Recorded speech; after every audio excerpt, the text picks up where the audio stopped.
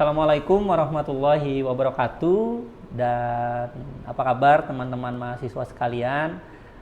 Saat ini saya sudah bersama Risma Lianti, begitu ya, yang sering dipanggil dengan Ibu Risma, Kak Risma, gitu ya. Dan kaitannya adalah dengan mata kuliah menulis kreatif sastra, begitu.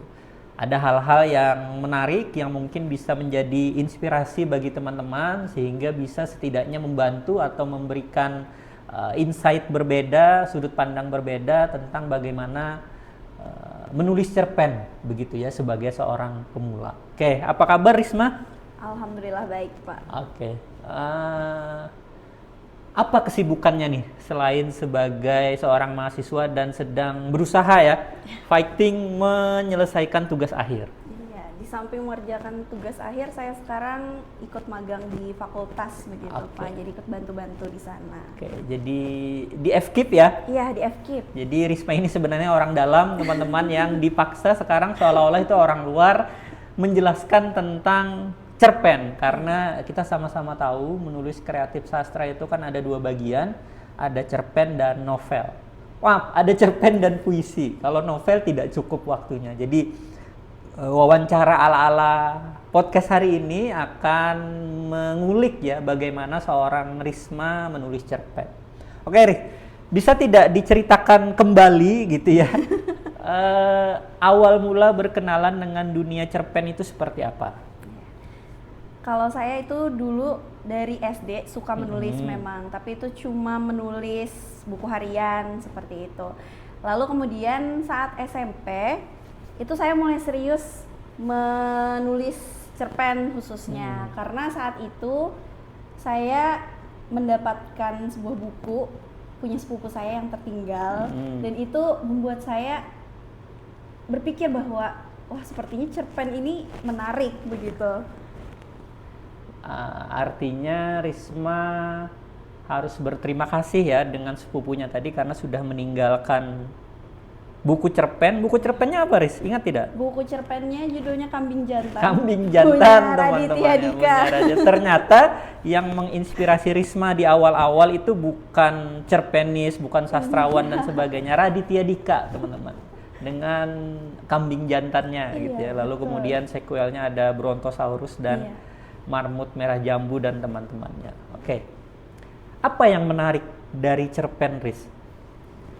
Menurut saya cerpen itu adalah salah satu karya sastra yang padat begitu. Karena dalam jumlah halaman, jumlah kata yang tidak terlalu banyak, penulisnya dituntut untuk menyampaikan suatu konflik, menyampaikan suatu masalah yang bisa memberikan insight untuk kita sebagai pembaca, seperti itu. Oke. Jadi cerpen itu tidak semudah kelihatannya, tapi di sisi lain juga tidak serumit kelihatannya gitu ya. Jadi tergantung kitanya gitu ya. Dan sampai sekarang gitu kan tetap menulis. Sebenarnya Riz, apa yang memotivasi Risma tetap menulis cerpen? Ya, kalau yang memotivasi saya untuk terus menulis itu karena dulu waktu SMP kan saya mencoba waktu SMA saya mencoba untuk menulis dan dipublikasi. Di mana tuh? Di mana? Di Wattpad. Oh, Wattpad, aplikasi teman-teman. Wattpad gitu. Karena dulu sebelumnya kan tidak berani untuk publikasi karena merasa belum pantas dan sebagainya. Ternyata ketika saya publikasi dan ada pembacanya, mereka itu memberikan respon yang positif begitu, memberikan semangat yang membuat saya, wah, sepertinya saya harus terus menulis nih. Ternyata ada yang suka gitu ya. Jadi awalnya sebenarnya tidak pede ya. Betul. Jadi tidak langsung ke koran, media massa atau bahkan ikut lomba, tidak ya? Iya, tidak. Awalnya dari aplikasi semacam Wattpad dan sebagainya. Oke. Dan sambutannya positif. Betul. Itu yang membuat Risma agak percaya diri gitu ya. Oh, ternyata ada aja yang baca gitu ya. Dan menunggu-nunggu. Ada yang sampai selesai tidak, Riz? Kalau di Wattpad itu kan serial ya kebanyakannya. Ada yang selesai tidak? Kalau saya belum ada yang selesai kebetulan. Kasihan pembacanya ya menunggu-nunggu endingnya ternyata. Tapi ya tidak apa-apa lah ya, daripada cerpennya tidak dipublikasikan. Apalagi Wattpad kan juga dalam tanda petik gratis kan, bisa baca begitu ya. Oke, Riz, sejauh ini menurut Risma sebagai seorang pemula ya, kita semua pemula, apa yang paling berat dalam menulis cerpen? Hal yang paling berat dalam menulis cerpen itu adalah konsistensi, Pak. Karena kita sebagai penulis pemula itu pasti kadang merasa buntu, lalu berhenti untuk menulis begitu, atau merasa bahwa tidak bisa nih, idenya sepertinya tidak ada begitu. Jadi sudah berhenti menulis, angin-anginan lah. Iya. Nah, dan saya menyadari sendiri bahwa konsistensi itu sangat penting ternyata dalam menulis, karena seperti layaknya sebuah pisau, kemampuan menulis kita itu akan terus tajam ketika terus diasah begitu. Dan saya sempat vakum menulis beberapa tahun, itu membuat cukup sulit untuk memulai menulis kembali. lagi. Begitu. Nah, karena Risma mempermasalahkan konsistensi dan sudah menjalani itu gitu ya. Nah, dari Risma sendiri bagaimana sih untuk tetap konsisten? Untuk tetap konsisten itu kalau dari saya pribadi, saya harus punya tujuan, harus ada goals yang dicapai seperti itu. Karena kalau dulu saya menulis ya sekedar ingin mengekspresikan perasaan atau sekedar ya mau seru-seruan aja begitu. Tapi sekarang saya menargetkan misalnya harus bisa nih menulis supaya bisa dipublikasi di koran, atau bisa ikut lomba dan ikut kegiatan-kegiatan lain lah yang berkaitan dengan cerpen itu sendiri. Jadi Risma itu sudah membayangkan, ini saya nulis cerpen, akhirnya apa gitu, cerpen ini akan diapakan, begitu ya. Jadi sudah ada tujuan yang memotivasi, begitu ya. Nah, dari sisi menulis cerpennya sendiri, tiap orang kan kadang, kalau bahasa keren penulis pemula itu kan writer block katanya. Belum apa-apa udah terblok gitu ya. Ente belum nulis aja udah keblok gitu. Gimana sih Riz mengatasi hal itu menurut Risma? Kalau saya itu sering sekali sebenarnya merasakan writer's block itu. Tapi caranya untuk mengatasi hal tersebut saya punya 3 cara. Yang pertama itu saya membaca. Jadi saya membaca karya-karya penulis lain begitu. Dan dari sana itu bisa dapat ide, bisa dapat juga tambahan diksi, tambahan kata yang bikin termotivasi kembali untuk menulis. Yang kedua, saya biasanya menonton film atau juga mendengarkan musik. Karena saya juga orang yang mudah mendapatkan inspirasi dari karya-karya orang lain. Iya, gitu. Karya-karya orang visual, lain. Ya, musik dan sebagainya. Dan yang ketiga, itu saya biasanya ke suatu tempat dan mengamati, observasi keadaan sekitar. Biasanya ada saja hal-hal kecil yang bisa saya angkat begitu dari hal tersebut. Begitu ya. Jadi ya karena sudah menjalani cukup lama, Risma punya trik-trik ya untuk mendapatkan ide untuk menulis. Nah, ketika idenya tuh dapat, ketika dengar musik nih dapat ide, datang ke satu tempat tuh dapat ide lagi. Nah, idenya tuh biasanya Risma apakan tuh? Idenya itu yang pertama sekali pasti saya tulis. Jadi saya punya satu buku khusus untuk kumpulan ide begitu. Setelah ditulis di sana, barulah nanti dieksekusi seperti itu. Berarti memang menyediakan ruang khusus, tempat khusus untuk mengumpulkan ide-ide itu ya. Nah, itu tips juga teman-temannya. Jadi kalian entah di mana ya, apalagi handphone sekarang canggih-canggih ya, bisa diketik di notepad-nya. Kalau dapat ide, karena terus terang kita semua ini kan pelupa kan. Iya, betul. Sudah lupa gitu. Berapa detik yang lalu ada ide bagus, sekarang sudah lupa gitu. Oke. Sekarang ada tidak buku cerpen yang menurut Risma menginspirasi bagi Risma sendiri? Iya, buku cerpen yang menginspirasi yang tadi saya sebutkan, yang itu menjadi karya pertama yang dibaca gitu ya. Saya baca. Tapi kalau untuk yang lainnya itu sebenarnya sangat banyak buku kumpulan cerpen yang saya suka dan motivasi saya untuk terus menulis lagi. Salah satunya yang paling berkesan untuk saya itu adalah buku kumpulan cerpennya Eka Kurniawan, Perempuan Patah Hati yang Menemukan Cintanya Kembali Melalui Mimpi. Tuh, jadi cerita-cerita yang disajikan di sana itu sederhana, tapi membuat pembaca itu ya begitulah. Dan bagi penulis, membuat penulis ingin menulis, begitu ya. Itu yang lebih penting. Jadi kayaknya tidak mungkin, Riz ya, Anda mau nulis cerpen tapi tidak membaca cerpen. Iya. Gitu. Jadi membaca memang awal atau pangkal dari segalanya. Betul.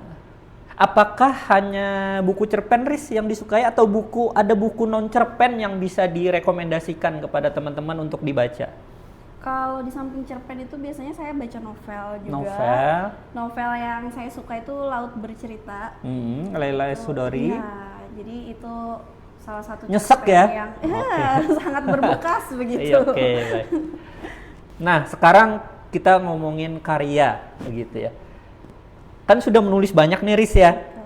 Karya apa yang menurut Risma paling berkesan dalam sejarah kepenulisan seorang Risma Lianti? Karya yang paling berkesan itu sebenarnya ada dua. Yang pertama itu judulnya Nyanyian Rumput Tetangga. Itu cerpen yang saya buat ketika lomba Peksi Minas kemarin. Itu benar-benar cerpen yang dibuat dengan penuh tekanan sebenarnya. Banyak sekali itu ya tekanannya. Tapi akhirnya selesai. Kemudian alhamdulillah bisa membawa saya sebagai juara 3 di situ. Lalu yang kedua itu ada judulnya cerpen Perempuan Gila yang Menari di Atas Abu. Itu untuk saya personal berkesan karena tokoh dan cerita yang saya angkat dalam cerpen tersebut berdasarkan kejadian nyata, berdasarkan orang yang ada di dekat saya, seperti itu. Itu kan mengisahkan tentang perempuan yang gila begitu. Dan itu saya ambil dari ODGJ yang ada di dekat lingkungan saya. Jadi itu sebenarnya hasil observasi begitu ya. Dan membawa Risma ke tahapan menulis cerpen yang lebih baik. Begitu ya. Jadi itu 2 cerpen yang istilahnya mengubah jalan panjang kepenulisan Risma sampai ke tahap level Peksi Minas tingkat nasional ya. Juara 3 ya? Iya, juara 3 Pak. Gimana pengalamannya di Peksi Minas, Riz? Ada yang unik tidak bisa diceritakan nggak ke teman-teman? Atau terbayang nggak sih sampai ke tahap itu begitu? Iya, sebenarnya saya membayangkannya saja tidak pernah bisa datang ke Jakarta mengikuti gratis gitu. Sambil jalan-jalan. Iya. Dan saat itu juga untuk tangkai lomba cerpen sendiri diberikan kesempatan untuk observasi sehari sebelum lomba. Jadi saya bersama teman-teman yang lain itu dibawa ke Taman Ismail Marzuki. Nah, di situ itu adalah sesuatu yang menarik. Jadi memang yang disampaikan oleh para dewan juri bahwa cerpen itu tidak bisa kita ambil hanya dari pengalaman, hanya dari perasaan begitu, tapi harus berdasarkan pengalaman secara langsung dan harus ada observasi begitu. Jadi di situ kami observasi bersama dengan teman-teman dari berbagai daerah. Begitulah untuk penulisan cerpen di Peksi Minas. Tidak semudah yang kalian bayangkan begitu ya. Nulis guling-guling gitu ya, rebahan, juara. Itu hal yang mustahil teman-teman. Karena itu sering saya sampaikan kalau Anda mau bikin cerpen bagus, Anda harus riset. Iya, betul. Nah, salah satu caranya tadi observasi dan sebagainya. Karena kita bukan orang yang lahir dengan bakat luar biasa kan? Iya, Pak. Mungkin ada orang-orang yang langsung nulis sekali cerpennya jadi, langsung masuk Kompas, mungkin ada seperti itu. Tapi kita menempatkan diri sebagai seorang pemula dan memang harus ada jalan panjang ya menuju titik cerpen yang bagus, ideal dan bisa kalau di konsepnya Risma itu bisa ikut lomba begitu. Setelah observasi mengalir begitu saja Riz menulisnya atau juga ada banyak apa gitu saat menulis, tantangan atau kejutan atau bagaimana? Iya, waktu observasi itu kan sehari sebelum. Nah, besoknya baru kami menulis begitu. Dan saat itu juga disampaikan temanya. Oh jadi sebelum observasi itu blank, nggak ada apa-apa, clue-nya nggak ada. Tidak ada. Begitu. Jadi kami melihat semua hal karena tidak ada disampaikan mau temanya apa seperti itu. Kemudian saat disampaikan ternyata lepas dari perkiraan saya temanya. Gitu. Untunglah, untungnya Risma siap dengan kemungkinan terburuk begitu ya. Begitu, tapi sebelum lomba, latihannya berapa lama dan apa yang dilatih? Latihannya itu itu sekitar 3 bulan. 3 bulan. Iya, sekitar 3 bulan. Bukan 2 hari 3 hari ya teman-teman ya, jadi 3 bulan ya. 3 bulan itu latihan intensif begitu. Karena dari universitas juga memberikan pelatih khusus, jadi saya bersama Ibu Dewi Alfianti. Dan ketika latihan, setiap kali pertemuan itu diminta untuk membuat satu cerpen langsung saat itu juga. Sampai selesai gitu ya. Dan jadi kalau 10 kali bertemu itu 10 cerpen. Iya, betul sekali. Jadi dalam satu pertemuan itu diberi waktu sejam atau 2 jam untuk nulis langsung tanpa draft, tanpa apa. Iya. Gitu ya. Itu teman-teman ya. Jadi jangan Anda pikirkan semudah itu ya sampai ke level Peksiminas nasional dan sebagainya. Tapi untungnya hasilnya cukup membanggakan, cukup memuaskan gitu ya, sampai ke juara 3 ya. 2 tahun sebelumnya ada juga, cuma seingat saya belum sampai juara waktu itu, sampai dikirim ke Peksiminas nasional aja. Jadi memang PBSI kalau langganan sih tidak, tapi berselang beberapa tahun tuh biasanya ada aja yang berbakat dan bisa tembus sampai ke level nasional. Dan masalahnya Riz, ketika sampai ke level nasional tuh pelatih, dosen itu perannya sudah sangat sedikit, tinggal Anda aja lagi gitu kan, mau latihan, mau gimana ya terserah, karena sudah beda levelnya kan. Iya, betul. Baik. Nah itu tadi pengalaman lomba cerpen Risma. Jadi teman-teman jangan dibayangkan nulis cerpen itu tidak ada manfaatnya dan apa-apanya gitu ya. Selain bisa menjadi jalan meluapkan segala hal begitu ya dalam bentuk yang positif, juga bisa jadi berkah begitu ya. Jalan-jalan, ikut lomba, membanggakan orang tua, universitas dan sebagainya. Oke, tentu teman-teman nih penasaran sebenarnya. Bisa nggak Riz diceritakan secara runtut ketika Risma bikin cerpen itu dari 0 sampai jadi apa aja yang dilakukan? Oke, kalau saya itu biasanya buat cerpen yang pertama tadi harus menemukan ide kan. Dan ide itu biasanya saya bisa datang dari melihat keadaan sekitar dan lain sebagainya. Bisa juga dari musik atau dari karya sastra lain seperti itu. Dan ide itu harus saya simpan dulu untuk kemudian diolah. Itu biasanya saya memulai dengan menentukan tokoh-tokoh dalam cerita itu, lalu juga menentukan alurnya tentunya. Jadi saya selalu membuat apa itu namanya, mind map? Iya, sejenis mind map seperti outline? itu. Outline Pak. Jadi ada kerangka cerpennya seperti itu. Jadi dari awal cerita dimulai, bagaimana konflik dimulai, kemudian juga bagaimana cerita diakhiri, itu saya sudah punya gambarannya begitu. Jadi tidak yang satu ide langsung dibuat begitu saja, karena itu biasanya akan susah dan bisa membuat cerpennya itu tidak selesai. Kemana-mana begitu ya, tidak fokus. Iya betul, jadi memang harus diberikan jalan kerangka itu tadi. Lalu setelah menentukan tokoh, menentukan alur, saya juga menentukan sudut pandang, karena untuk saya pribadi sudut pandang itu sangat berpengaruh.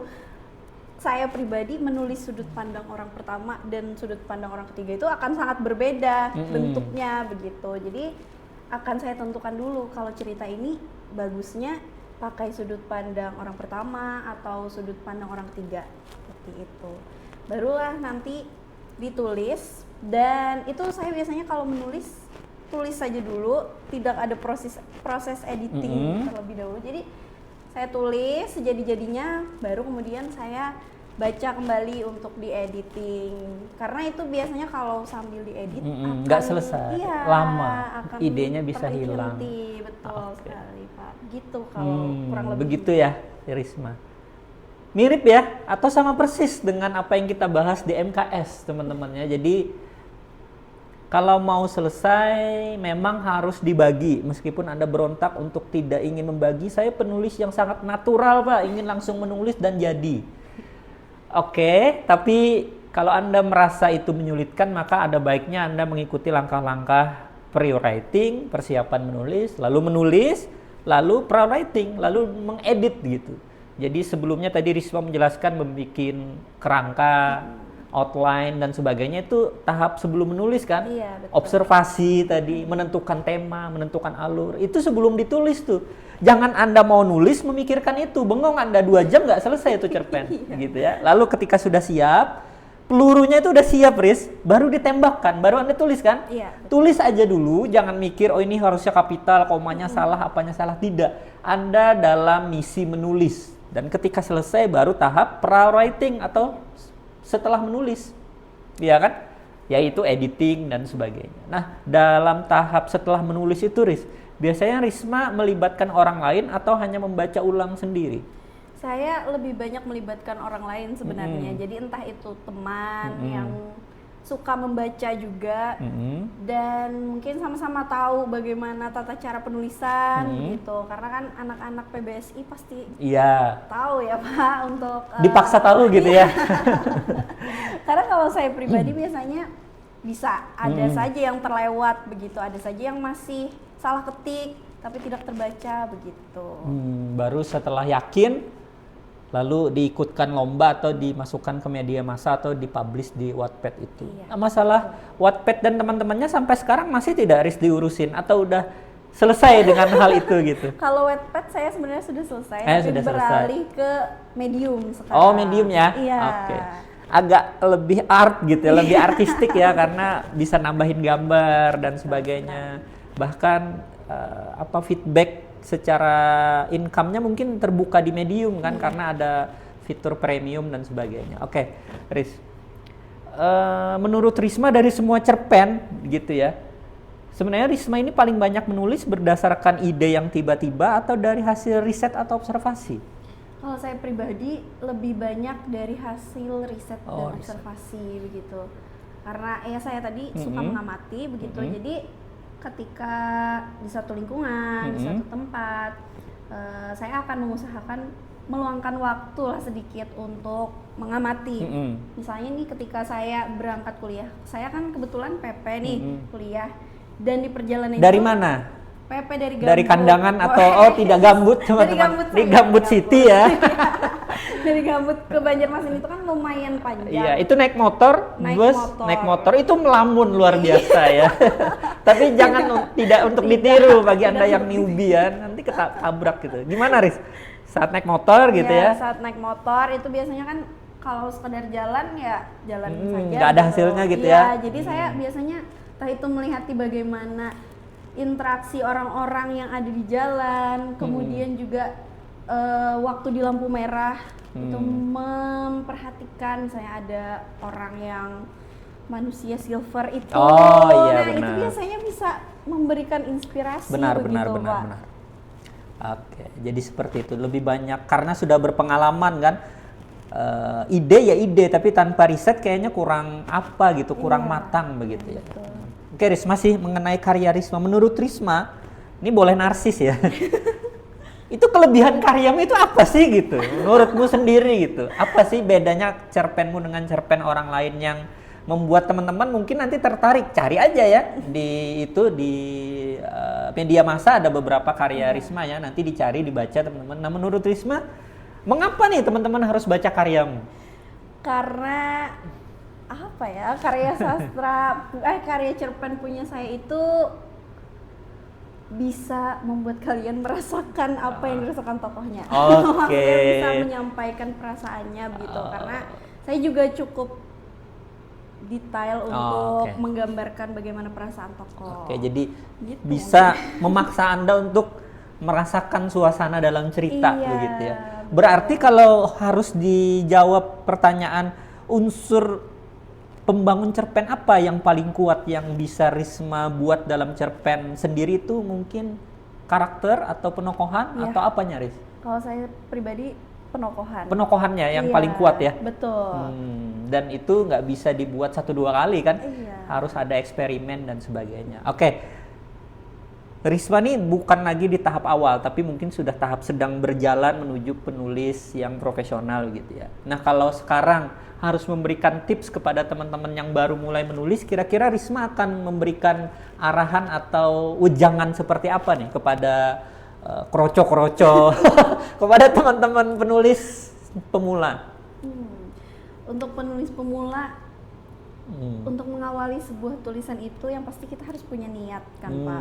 Niat untuk menulis. Jadi jangan memikirkan dulu hasilnya itu seperti apa, apakah nanti jelek atau seperti apa. Jadi kita tulis saja dulu, kita coba dulu, karena lebih baik kita gagal ketika mencoba daripada kita tidak mencoba sama sekali, seperti itu.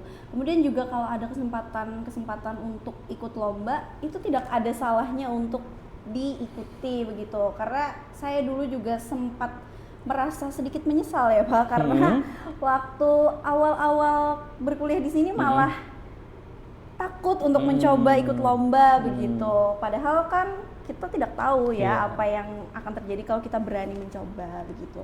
Kemudian juga sebagai penulis itu ada baiknya kalau kita bisa melihat hal-hal yang berbeda dari pandangan orang lain begitu. Jadi mencoba untuk melihat dari sudut pandang yang lain gitu. Kalau untuk mencari idenya seperti itu. Lalu ya itu tadi yang terakhir, menulis itu akan terus lebih baik lagi ketika kita terus menulis. Gitu. Kita terus diasah.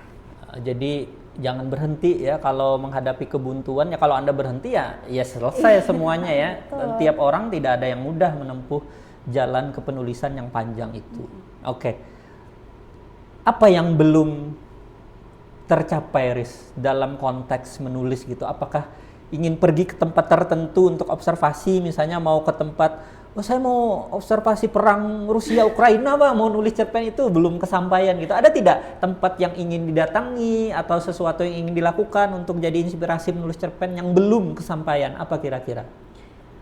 Kalau untuk tempat, sebenarnya saya itu ada keinginan untuk mengunjungi situs-situs bersejarah di Kalimantan Selatan, dan sampai sekarang belum kesampaian begitu, karena saya juga ingin mencoba begitu untuk menulis cerita yang berdasarkan sejarah, karena menurut saya menarik begitu ketika saya membaca cerita yang berdasarkan dari sejarah gitu.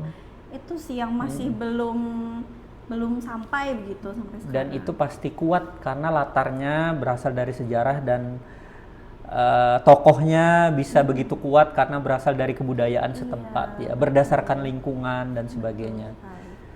Dan semoga itu nanti suatu saat bisa tercapai, Riz ya. Apalagi nanti lulus ya, punya mungkin tetap bekerja di ranah pendidikan, jadi guru atau di kampus dan sebagainya, dan itu bisa dilakukan gitu ya. Karena memang sepengalaman saya banyak penulis berbakat begitu ya, yang tidak lagi menampakkan bakatnya karena kesibukan. Memang kesibukan itu tidak bisa dikesampingkan teman-teman, karena akhirnya kita mungkin ada banyak yang tidak bisa hidup hanya dari menulis begitu. Tapi kalau Anda memang menekuni itu, ada banyak kok contohnya penulis-penulis bahkan di Kalimantan Selatan yang memang menyandarkan hidupnya hanya dari menulis begitu ya.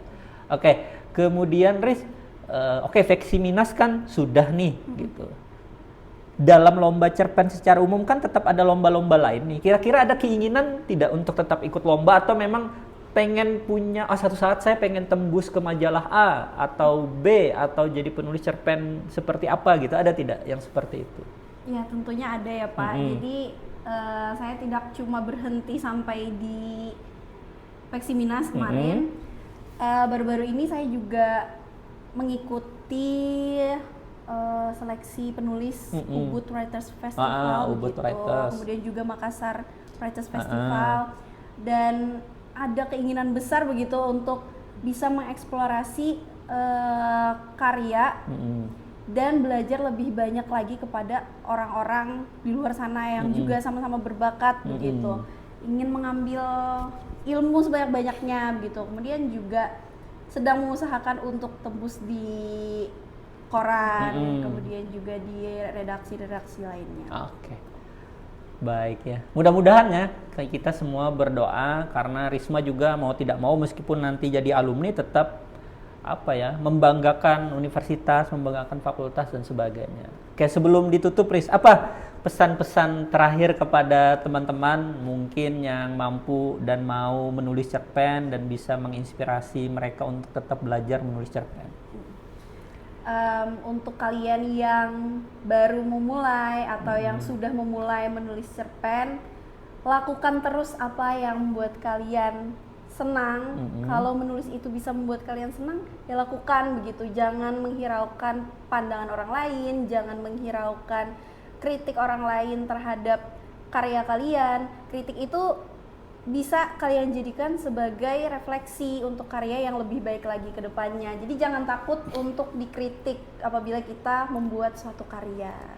Oke, seperti itu ya teman-teman ya. Jadi Anda harus tetap bisa memotivasi diri sendiri untuk tetap menulis, karena tantangan penulis bukan hanya dari eksternal tapi kebanyakan dari internal mereka sendiri ya. Dan jangan merasa kecil hati kalau tulisan Anda belum berhasil gitu ya. Contohnya Risma perlu proses panjang untuk sampai di tahap ini. Tentunya kita semua berdoa teman-teman bisa menulis cerpen dengan baik. Karisma juga bisa mencapai cita-citanya dan tetap menulis, apapun nanti profesi yang ditekuni, tetap di sela waktu bisa menulis. Dan itulah teman-teman akhir dari kebersamaan kita di wawancara bersama Kak Risma Lianti hari ini. Semoga harapan kita semua nanti bisa terwujud. Kita tetap membaca, karena dari membaca itu awal dari menulis. Betul. Gitu ya, dan tetap menghargai karya sastra dimanapun kita berada. Ya, terima kasih Karisma sudah hadir kali ini. Kita akhiri dengan ucapan alhamdulillahirabbil alamin. Semoga tetap sehat. Assalamualaikum warahmatullahi wabarakatuh.